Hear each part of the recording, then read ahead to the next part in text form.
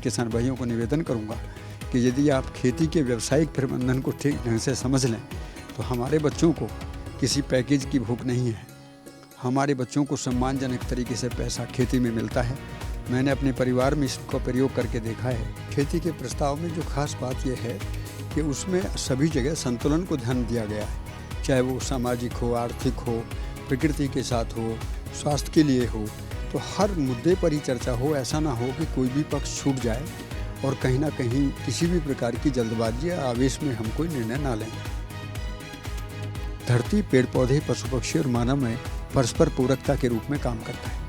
तो ये पूरकता किस प्रकार से उपयोगिता के साथ और समृद्धि के साथ आदमी के लिए प्राप्त है, हर आदमी को प्राप्त है, इसी को आवर्तनशील शब्द दिया गया है।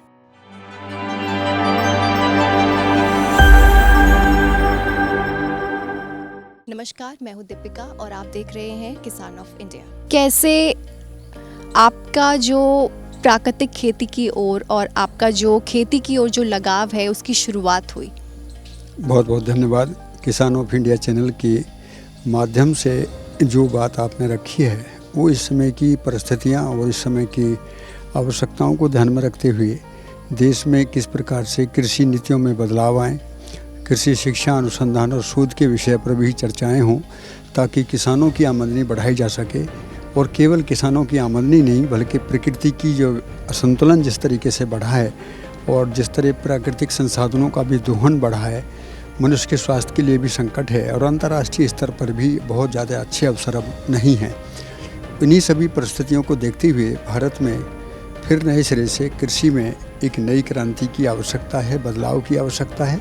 लेकिन ये बदलाव बहुत ही समझदारीपूर्वक हो और उसमें किसानों की भी एक महत्वपूर्ण भूमिका बनती है कि बहुत सारे प्रयोगशील किसान जो जगह जगह अलग तरीके के प्रयोग कर रहे हैं और उनको लगता है कि इससे कोई रास्ता निकल सकता है। तो आज हम लोग जो यहाँ आए हैं उसका भी ये उद्देश्य है कि यहाँ पर बैठकर संवादपूर्वक हम उन सभी चीज़ों को निकालें, उन पर एक साझा निष्कर्ष हों और राष्ट्रीय नीति के मुद्दे पर जो एक समिति बनी है उसमें गंभीर चर्चा के द्वारा इन सभी पहलुओं को ध्यान में रखते हुए बात आगे की जाए। तो यहाँ पे देश भर के कई किसान पहुँचे हुए हैं और किस तरह से खेती के ज़रिए, जैविक खेती, प्राकृतिक खेती के ज़रिए और जो हमारे फार्मर्स हैं उनको फ़ायदा हो उसके लिए जो प्रस्ताव है वो यहाँ पे रखेंगे। तो उसको लेकर जो हमारे व्यूवर्स हैं उनको ज़रा बताइए। हाँ, इसमें खेती के प्रस्ताव में जो खास बात यह है कि उसमें सभी जगह संतुलन को ध्यान दिया गया है, चाहे वो सामाजिक हो, आर्थिक हो, प्रकृति के साथ हो, स्वास्थ्य के लिए हो। तो हर मुद्दे पर ही चर्चा हो, ऐसा ना हो कि कोई भी पक्ष छूट जाए और कहीं ना कहीं किसी भी प्रकार की जल्दबाजी या आवेश में हम कोई निर्णय ना लें। तो ये किसानों की एक सभा है और आदरणीय प्रेम भाई का इसमें एक बड़ा योगदान है कि उन लोगों ने दर्शन की रोशनी में इस बात को समझने की कोशिश की और ये देखा कि प्रकृति की व्यवस्था के साथ मनुष्य का जीना आवश्यकता भी है, अनिवार्यता भी है और यदि वो जीना चाहता है तो उसकी मौलिक आवश्यकता भी यही है। तो ऐसी स्थिति में जो भी राष्ट्रीय स्तर की परिकल्पनाएं हैं या समाज की हैं या किसान के स्तर की हैं, उन सभी में इन पहलुओं को बहुत बारीकी से मूल्यांकित किया जाए और उन पर नीति, कार्य योजना और कार्यक्रम की स्पष्ट अवधारणा के साथ आगे बढ़ा जाए। यही यहाँ के सम्मेलन का मुख्य बिंदु है। हमारे पास कई सवाल आते हैं, उनमें से जैसे कि मैंने जो है ये इसकी मैं खेती करता हूँ, अब इसका जो मार्केट है वो कहाँ है? तो ये जो मार्केट की समस्या रहती है वो किसानों के साथ रहती है, तो किस तरह से इसका जो समाधान है वो हो सकता है? देखिए, इसमें दो बातें हैं। एक तो उत्पादन का प्रबंधन भी यदि सही ढंग से नहीं होता है तो वह भी व्यतिरेक पैदा होता है। एक तरफा उत्पादन होते रहे और वो बाजार व्यवस्था के जरिए हमेशा असंतुलन का कारण बने। लेकिन प्राकृतिक खेती और जैविक खेती एक प्रबंधन प्रणाली है जिसमें व्यावसायिक प्रबंधन के जरिए हम उत्पादन को भी, प्रमाणीकरण को भी, प्रसंस्करण को भी और बाजार व्यवस्था को भी एक समन्वित कार्य योजना के रूप में देखते हैं। तो जब ये चारों कार्यक्रम साथ साथ होते हैं तो यहाँ पर मुझे लगता है कि यहाँ कोई भी समस्या नहीं है। समस्या जब ही है जब हम अकेले करते हैं या फिर योजनापूर्वक नहीं करते हैं। तो केवल तरीकों के आधार पर छोटा मोटा बदलाव कर देने से हमारे सामने इस प्रकार की समस्याएं उभरती हैं। उनमें प्रमाणीकरण भी हो सकता है, बाजार भी हो सकता है, कीमत भी हो सकती है। लेकिन मैं किसान भाइयों से निवेदन करूंगा कि खेती एक व्यावसायिक प्रबंधन के ज़रिए आगे बढ़े और किसान केवल अपने को उत्पादक ना माने, बल्कि वो एक व्यवसायी है जो अच्छे तरीके से वो उत्पादन भी करना जानता है, उसकी क्वालिटी को भी जिम्मेदारी के साथ में निभाता है और उसका प्रोसेसिंग करते हुए कंज्यूमर क्या मांगता है उस पर यदि वो ध्यान रखता है तो वहाँ रोज़गार के भी अवसर हैं, पैसे के भी अवसर हैं और सम्मान की भी बात है। जो आजकल जो खेती का सम्मान कम हुआ है, खेती में बहुत सारी जो विडंबनाएं सामने आई हैं, उन सब का एकमात्र उपाय यही है कि हम खेती को अब व्यावसायिक प्रबंधन के जरिए निर्भरता के साथ। देखिए, मैं एक छोटा निवेदन और भी कर दूं, ये जो गांव है एक बहुत बड़ी मजबूत इकाई है, जहां पर हम देखते हैं तो पुरानी पद्धतियों से भी हमको एक प्रेरणा मिलती रही है कि गांव एक साझा कार्यक्रम है, कार्यक्रम का वहाँ पे एक व्यावसायिक प्रबंधन होता था। आज भी हम वही काम करें, लेकिन आज हम थोड़ा सा और बेहतर तरीके से करें कि आज की जो परिस्थितियाँ हैं, चुनौतियाँ हैं, थोड़ी भिन्न हैं। प्रकृति का असंतुलन बहुत तेज़ी से बढ़ा है और किसानों की खेती पर क्लाइमेट का जो परिवर्तन हो रहा है, मौसम में जो बदलाव हो रहे हैं, उसका भी प्रभाव आ रहा है। तो ऐसी स्थिति में किसानों को बहुआयामी दृष्टि से सोचकर, समन्वित होकर योजना बनानी है। मैं एक और निवेदन करूंगा कि जैविक खेती और प्राकृतिक खेती के नाम से भी कहीं जो उनको तरीकों में मतभेद लगता है, छोटी मोटी भ्रम पैदा होते हैं, तो उससे दूर रहें और सीधा मामला ये है कि ये प्रकृति के साथ जीने का एक तरीका है। प्रकृति की व्यवस्था को समझें और बहुत ही निष्ठा के साथ में खेती करें। भविष्य बहुत ही उज्जवल है। किसानों की केवल आमदनी नहीं, बल्कि गांव की जो बेरोजगारी बढ़ रही है, गांव में जो अकर्मण्यता बढ़ रही है, गांव का जो अपमान हुआ है, उन सबको वापस लौटाने का ये सबसे बढ़िया अवसर है। और राष्ट्र की भी इसमें एक चेतना मुझे जागृत होती हुई दिखती है कि इस समय देश का जो शीर्ष प्रतिनिधित्व है, मैं उसमें यशस्वी प्रधानमंत्री जी को भी कहूँगा कि उनके द्वारा जो बार बार रसायन मुक्त भारत की कल्पना और आत्मनिर्भर भारत की कल्पना और इस तरीके के जो शब्द ये आ रहे हैं, ये नियति सहज विजय से उद्घोषणाएं हैं। इनको आम समाज को भी समझने की ज़रूरत है। हम राजनीतिक प्रतिद्वंद्विता से भी बाहर आ जाएं।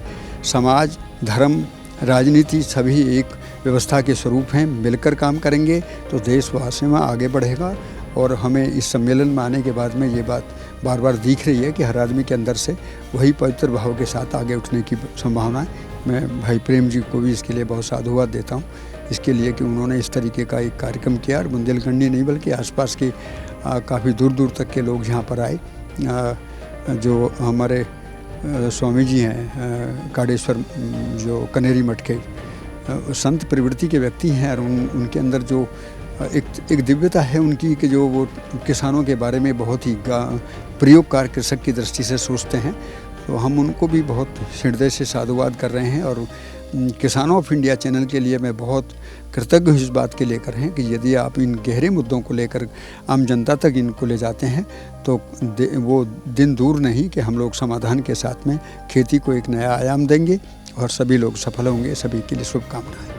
मेरा एक और यहाँ पे सवाल है कि एक पक्ष ऐसा भी है जो ये सोचता है, ये मानता है कि अगर प्राकृतिक खेती या जैविक खेती को वो मिला ज़्यादा बढ़ावा तो इससे कहीं जो खाद्यान्न जो संकट है वो पैदा ना हो। तो इस चीज़ को लेकर आपकी क्या राय है? देखिए, ये जो ना, जब तक हम प्रकृति की पूरी व्यवस्था को नहीं समझते हैं तो इस प्रकार की भ्रांतियाँ बनी रहती हैं। जैसे किसान साइंस विज्ञान को देखेंगे तो विज्ञान मोनोक्रॉपिंग सिस्टम के जरिए, मतलब एक फसल लगाकर उससे उत्पादन बढ़ाने के बारे में सोचा।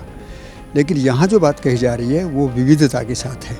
एक ही खेत में अनेक फसल लगाए जाने से, मौसम को ध्यान में रखकर फसलों को लगाए जाने से जो कीड़े बीमारियां हैं, खरपतवार हैं, उनका नियंत्रण होता है। तो किसानों के खर्चे भी कम होते हैं, क्वालिटी भी अच्छी बनती है। और एक ही खेत में कई फसलों का उत्पादन लेने से किसी के लिए भी कभी भी खाद्यान्न का संकट नहीं है।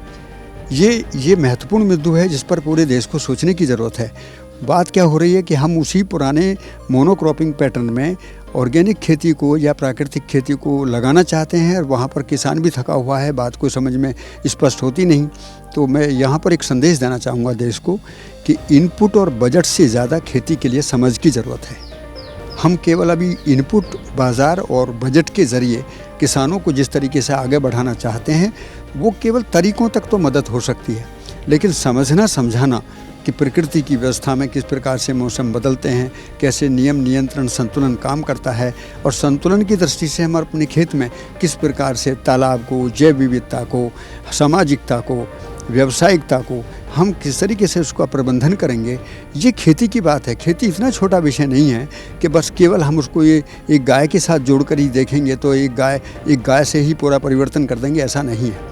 खेती समझने का काम है, उसमें पूरी प्रकृति की, धरती, पेड़ पौधे, पशु पक्षियों की एक साझा व्यवस्था है और उस व्यवस्था को समझकर यदि जीते हैं तो एक दाने से 1000 दाने पैदा होते हैं। तो इसलिए किसी को शंका करने की इसमें कोई गुंजाइश नहीं है। शंका तभी होती है जब हम व्यवस्था को नहीं समझते। सर, मेरा आपसे एक और सवाल है कि किस तरह से जो आवर्तनशील खेती का जो मॉडल है वो किसानों के लिए फ़ायदेमंद होगा? इस आवर्तनशील शब्द के पीछे मैं थोड़ा सा आपको और एक संज्ञान दिलाना चाहूँगा कि मध्यस्थ दर्शन सह अस्तित्ववाद प्रणेता पूज्य बाबा जी, जिनको हम अग्रहार नागराज के नाम से जानते रहे, उनके द्वारा जो दर्शन में परमाणु के विकास क्रम व्यवस्था और पूरी धरती में जो सूत्र रूप में सह अस्तित्व को जिस तरीके से दुनिया के सामने रखा गया, वो बहुत ही अभूतपूर्व घटना है। हर व्यक्ति इस प्रकृति की व्यवस्था को समझ सकता है और उस व्यवस्था को समझने में पता लगा कि जो सह अस्तित्व है वो धरती, पेड़ पौधे, पशु पक्षी और मानव में परस्पर पूरकता के रूप में काम करता है। तो ये पूरकता किस प्रकार से उपयोगिता के साथ और समृद्धि के साथ आदमी के लिए प्राप्त है, हर आदमी को प्राप्त है, इसी को आवर्तनशील शब्द दिया गया है। आवर्तनशील का मतलब है कि धरती की एक एक वस्तु जो है वो पूरकता में काम करती है और पूरकता में काम करते हुए परस्परता में उपयोगिता को भी है, उसमें गुणात्मक वृद्धि भी है। और उसी के साथ साथ में वो जब उसके परिणाम को देखते हैं तो एक दाने से 1000 दाने, वो तो मैंने बीज की बात कही है, लेकिन हर जगह इसमें गुणात्मक परिवर्तन आता है। सर, जैसे कि आप भी खेती को अपने 40 साल जो है समर्पित कर चुके हैं, तो आपकी जो स्टडी रही थी वो दिल्ली यूनिवर्सिटी से आपने की, तो खेती की ओर जो आपका जो रुख रहा वो कैसे हुआ? देखिए, इसके पीछे जो प्रेरणा तो माता पिता की रही। उन्होंने शिक्षा के बाद में हमसे ये उम्मीद जताई कि किस प्रकार से गांव के स्तर पर शिक्षा और कृषि का स्तर गिर रहा है, उसका सम्मान घटा है, तो कहीं ना कहीं पढ़े लिखे लोगों को इस दिशा में काम करने की ज़रूरत है। और वो बात हमको भी मन में बैठ गई और अच्छी लगी। और आज मैं उसी पुण्य से मैं अपने को देखता हूँ कि माता पिता की प्रेरणा से कहीं ना कहीं एक सार्थक प्रमाण के साथ, परिणाम के साथ, एक अच्छे उज्जवल भविष्य की कामना के साथ हम लोग आगे बढ़ रहे हैं। तो आपका सवाल बहुत वाजिब है। और बल्कि मैं तो ये कहूँगा कि गांव के हमारे सभी किसान भाइयों को ये बात समझने की ज़रूरत है कि हमारी जो जड़ें हैं वो गांव में हैं, हमारे परिवारों में हमारी परंपराएं बसती हैं। तो हमको अपने परिवार को जोड़कर कैसे खेती से हम एक सही आयाम अपनी ज़िंदगी को दे सकें, अपने साथियों को दे सकें। देश में जिस तरीके से नौजवान, बेरोज़गार नौजवानों की संख्या बढ़ रही है, शिक्षा किसी को ज़्यादा नौकरी देने में अब समर्थ नहीं है और अब नौकरी का काम भी ज़्यादा सम्मानजनक नहीं है, तो ऐसी स्थिति में मैं अपने गांव के सभी किसान भाइयों को निवेदन करूंगा कि यदि आप खेती के व्यावसायिक प्रबंधन को ठीक ढंग से समझ लें तो हमारे बच्चों को किसी पैकेज की भूख नहीं है। हमारे बच्चों को सम्मानजनक तरीके से पैसा खेती में मिलता है। मैंने अपने परिवार में इसको प्रयोग करके देखा है। मेरा बड़ा वाला बेटा भी खेती में है, मार्केटिंग का काम देखता है, छोटे वाला सर्टिफिकेशन का काम देखता है, परिवार की सारी महिलाएं प्रोसेसिंग का काम देखती हैं, मैं उत्पादन भी देखता हूं और पूरे देश के साथ प्रशिक्षण का भी काम देखता हूं। तो मुझे वहां से एक विश्वास जगा है कि किसान का परिवार कितना ताकतवर परिवार होता है और इससे बड़ा क्या विश्वविद्यालय होता होगा कि हम हज़ारों लोगों को प्रति महीना एक तरीके से प्रेरणा देते हैं कि आप भी बढ़ो, आगे बढ़ो, हिम्मत को कम मत करो, खेती बहुत सम्मानजनक काम है और खेती से बढ़िया अर्थव्यवस्था कहीं है भी नहीं। तो ऐसी स्थिति में मैं भी किसान भाइयों आज किसान ऑफ इंडिया चैनल के माध्यम से आपको ये बात हृदय से कहना चाहता हूँ कि आप किसी भी व्यतिरेक में ना फंसें, किसी भ्रम में ना फंसें। धरती के साथ खड़े होकर ये विचार ज़रूर करें कि वो एक दाने से 1000 दाने पैदा करती है, तो फिर मेरा मुनाफा कहाँ गया और मेरा सम्मान कहाँ गया। बस हमको ध्यान ये देना है कि हमने अपने तन का भी, अपने मन का भी और अपने धन का भी सदुपयोग खेती के साथ कर रहे हैं और फिर देखना किस तरीके से खेती आपको अपने वरद हस्तों में लेती है और किस तरीके से एक उज्जवल भविष्य की कामना उभरती है। मैंने खुद देखा है कि देश में लोगों का प्यार भी मिलता है, सम्मान भी मिलता है, जिम्मेदारियां भी बढ़ती हैं और आज राष्ट्र के प्रति भी अपना धर्म के निर्वाह करने के लिए एक किसान की हैसियत से मैं आपको एक मित्र के रूप में आपको ये संदेश देना चाहूँगा कि किसान छोटी ताकत नहीं है, एक बहुत बड़ी ताकत है। और जब हम लोग सभी लोग साझे रूप में काम करते हैं और जिस तरीके से इस सम्मेलन में हमने सभी लोगों को सुना, और ऐसे बेरोज़गार नौजवान में बेरोज़गार सब तो मुझे अच्छा नहीं लगता, पर ऐसे हमारे कर्मयोगी नौजवान जो अच्छी पैकेज, अच्छी नौकरी और अच्छी जिसको लोग दुनिया के लोग अच्छी ज़िंदगी मानते हैं, उसको छोड़कर इधर आ रहे हैं, तो मैं तो कृतज्ञ हूँ ऐसे नौजवानों के प्रति। और अब हमारी इच्छा आगे की यही है कि हमने 40 साल ज़रूर निकाले, लेकिन 4 घंटे में हमारा जो ज्ञान है उनको ट्रांसफ़र हो जाए और उनकी गति हमारे से आगे जाए, इसी कामना के साथ इन सम्मेलनों का दायित्व है।